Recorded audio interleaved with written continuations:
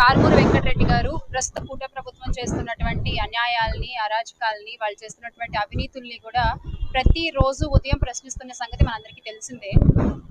అందులో భాగంగానే ప్రశ్నించే వాళ్ళని అరెస్టులు చేస్తున్నట్టుగానే ఈ రోజు ఉదయం కారుమూరి వెంకటరెడ్డి అన్నకి తాడిపత్రి పోలీసులు అంటూ చెప్పి వచ్చి సివిల్ డ్రెస్ లో వచ్చి ఉదయం 7:30కి వాళ్ళ ఇంటి నుంచి అనని తీసుకెళ్ళడం జరిగింది.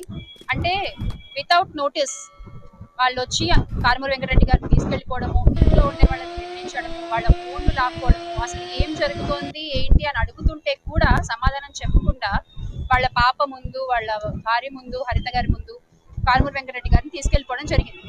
చేసిన పాపాలను కడిగేయటం అంటారు. కడిగేయడం ఏంటి? ఎవరు చేసిన కర్మ వాళ్ళు అనుభవించక తప్పదు కదమ్మా. అది వాడైనా సరే, నేనైనా సరే, ఆఖరికి నువ్వైనా సరే. ఏదో మాట వరుస అన్నానులేమ్మా. కడిగే నీ అమ్మ క్లీన్ అయిపోతాడు. నువ్వు లోపలికి వెళ్ళి భోజనం చేసి బొజ్జు.